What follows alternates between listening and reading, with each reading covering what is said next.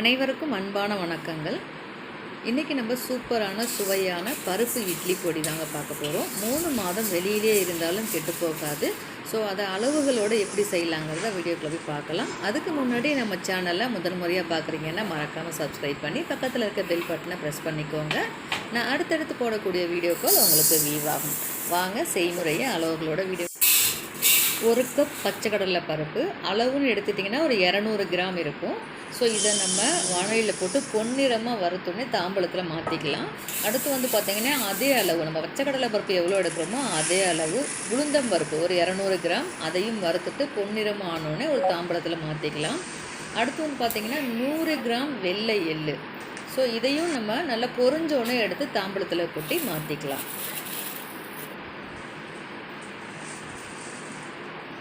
ஒரு 30 வரமிளகாய், ஒரு கைப்பிடி கருவேப்பிலை இதையும் நம்ம வடசட்டியில் சேர்த்து சூடு ஏறுற அளவுக்கு வறுப்பட்டால் போகிறோம். வறுப்பட்டோடனே இதையும் நம்ம தாம்பலத்தில் மாற்றிக்கலாம்.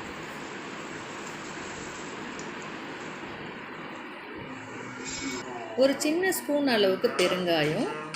இது நல்லா தூளை நுணுக்கி போட்டிங்கன்னா பொரிஞ்சிடும். பொரிஞ்ச உடனே ஒரு பெரிய ஸ்பூன் அளவுக்கு உப்பு. இது எல்லாத்தையும் சேர்த்து வறுபட்டோன்னே இதையும் தாம்பலத்தில் மாற்றி ஒரு மிக்சி ஜாரை எடுத்து மிளகாயை மட்டும் மிக்சியில் போட்டு நல்லா நைஸாக அரைச்சிட்டு அதுக்கப்புறம் அதோட பருப்புகள் எல்லாத்தையும் போட்டு நல்லா அரைச்சோம் அப்படின்னா நம்மளோட சூப்பரான சுவையான அருமையான இட்லி பொடி ரெடி.